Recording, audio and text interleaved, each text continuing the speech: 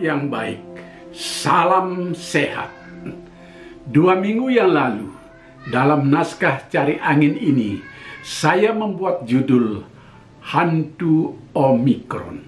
Saat itu, Omikron, virus varian terbaru dari corona, betul-betul bagai hantu. Sangat menakutkan, tetapi belum ada wujudnya dalam pengertian belum ada orang yang terpapar. Nah, kini setelah 2 minggu lewat, hantu itu sudah membawa korban. Sampai saya bersiap-siap membacakan naskah Cari Angin ini, sudah 3 orang yang terpapar virus Omikron. Karena itu, judul Cari Angin koran Tempo yang terbit hari Minggu 19 Desember ini, saya sebut Omikron datang. Ketakutan kita sudah terjawab. Namun mari kita tidak panik. Oke, saya bacakan saja selengkapnya. Omikron datang. Varian terbaru virus corona ini sudah terdeteksi di Rumah Sakit Darurat Wisma Atlet Jakarta pada seorang petugas kebersihan. Entah dari mana petugas kebersihan itu mendapatkan Omikron. Tidak ada penjelasan akan halnya yang di Manado sana. Ditemukan pada 3 orang. Kalau ini jelas, mereka pekerja dari Cina yang datang ke Indonesia. Semuanya kini dalam pengawasan, sudah dikarantina. Berita terbaru, ada tambahan 2 lagi warga negara Indonesia yang baru pulang dari perjalanan luar negeri. Selesai Menteri Kesehatan mewartakan masuknya Omikron ke tanah air, Presiden Joko Widodo langsung memberikan arahan. Ada 4 poin yang disampaikan Presiden. Pertama, meminta masyarakat tidak panik, tapi harus waspada. Yang kedua, mendorong semua pihak segera vaksinasi. Yang ketiga, mewanti-wanti masyarakat memperketat disiplin protokol kesehatan. Dan yang terakhir, melarang pejabat dan warga Indonesia bepergian ke luar negeri. Omikron datang di saat yang tepat. Jokowi sendiri sudah mengawali dalam arahannya dengan menyebutkan datangnya Omikron sebagai sesuatu yang tidak terelakkan. Nampaknya Omikron sudah diprediksi tidak dapat dicegah masuk ke tanah air ini. Kini saatnya untuk memperketat protokol kesehatan. Masyarakat sesungguhnya sudah bosan mengenakan masker, apalagi menjaga jarak dan mencuci tangan. Melandainya pandemi membuat euforia untuk berlaku lebih bebas. Pemerintah pun seperti capek membuat aturan untuk membatasi kegiatan masyarakat yang selalu diacuhkan. Cuti bersama Natal dan Tahun Baru bahkan sudah dicabut.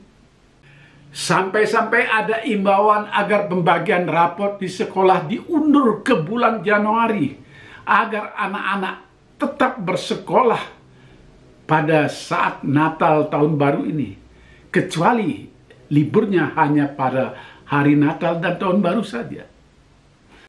Tapi yang terjadi adalah tetap saja rapot dibagikan sesuai jadwal seminggu sebelum Natal.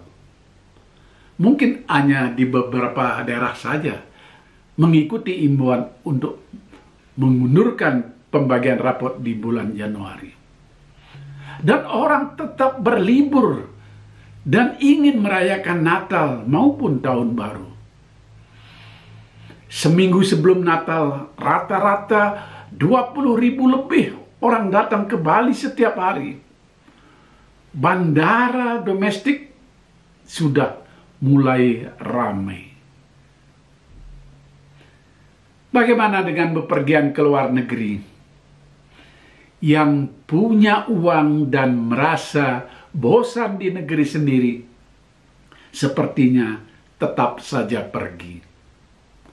Ancaman akan dikarantina jika pulang tidak menyurutkan langkah itu. Masih ada orang yang yakin, soal karantina itu bisa diatur. Ada mafianya, mafia karantina. Bahkan dalam prakteknya, orang yang sudah mencicipi karantina 1 atau 2 hari bisa kabur. Seperti yang dilakukan Selegram, Rachel, Penian, dan kekasihnya. Mereka kabur setelah membayar 40 juta kepada sang penolong. Katanya oknum yang pernah bertugas di DPR. Sungguh mahal betul menyuap. Padahal karantina di hotel yang berbintang 5 tidak habis separuhnya. Memang karantina itu sangat menyiksa bagi kalangan yang terbiasa bebas. Makanya anjuran Presiden Jokowi bagus sekali. Janganlah ke luar negeri dulu. Tapi anjuran seperti itu sepertinya tidak mempan untuk orang-orang tertentu. Misalnya bagi musisi Ahmad Dhani beserta istri dan anaknya. Karantina bukan menjadi masalah buat mereka. Mereka tenang-tenang saja jalan-jalan ke Turki. Dan pulangnya tidak perlu karantina yang ditetapkan oleh aturan Satgas COVID-19. Kenapa bisa? Karena istrinya, istri Ahmad Dhani, adalah Mulan Jamela, orang yang terhormat, anggota Dewan Perwakilan Rakyat. Meski dulunya dikenal sebagai seorang penyanyi. Wakil rakyat bisa dikarantina mandiri di rumahnya sepulang dari tugas negara. Itu pembelaan Sekretaris Jenderal DPR. Cuma kita tidak diberitahu tugas negara seberat apa yang dilakukan Mulan Jamela ke Turki. Sampai-sampai perlu dikawal dan mengajak suaminya, bahkan anak-anaknya. Apakah kalau Mulan tidak melakukan tugas itu ke luar negeri, negara ini langsung bangkrut? Penjelasan Sekjen DPR kurang lengkap. Termasuk apakah karantina mandiri itu bisa juga diberikan kepada suami, istri, anak, nenek, kakek, anggota DPR? Atau hanya melekat pada pribadi anggota DPR itu sendiri? Bukan fasilitas mewah ini diterima juga oleh keluarganya. Memang peraturan di sekitar penanganan pandemi suka berubah-ubah. Ini yang membawa kecurigaan. Ada kepentingan tersembunyi di antara para pejabat. Entah itu mencari panggung menjelang pemilu dan pemilihan presiden 2024. Atau cuma sekadar urusan bisnis keluarga. Berubah-ubahnya aturan itu membuat masyarakat bertanya, seberapa gawat sih pandemi ini? Soal karantina misalnya, bagaimana meyakinkan masyarakat bahwa itu sangat penting? Jika ada mafia, jika kita bisa menyuap untuk bebas dari karantina, jika ada diskriminasi, ada anggota DPR yang boleh karantina di rumahnya tanpa pengawasan yang memadai. Ada yang harus ketat mengikuti aturan pemerintah. Apalagi lamanya karantina itu 10 hari dan tidak jelas kaitannya dengan penularan virus jika segala tes sudah diperketat. Itu yang membuat misalnya komponen pariwisata di Bali sampai merancang demo besar menolak karantina 10 hari ini. Karena berakibat tidak ada turis asing yang bisa masuk ke Bali. Siapa yang mau berlibur di Bali dengan karantina sepanjang itu? Karena berbagai persoalan inilah sekarang Omikron datang. Dan Omikron datang pada saat yang tepat. Varian ini setidaknya bisa dipakai pengingat. Dan juga bisa dipakai untuk menakut-nakuti. Apa mau keadaan lebih buruk lagi?